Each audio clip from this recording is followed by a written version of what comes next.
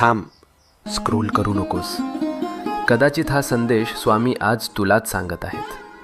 आपण सगळे प्रार्थना करतो ना, रात्री उशीवर डोकं ठेवल्यावर मनातलं सगळं देवाला सांगतो आणि मनापासून अपेक्षा करतो की उद्या काहीतरी बदल होईल. पण जेव्हा काहीच होत नाही तेव्हा मनात प्रश्न येतो, स्वामी ऐकतात का खरंच? ऐक, स्वामी नेहमी उत्तर देतात. फक्त उत्तराची वेळ आणि भाषा आपल्याला लगेच कळत नाही. जेव्हा काही आपल्या भल्यासाठी असतं तेव्हा स्वामी हो म्हणतात.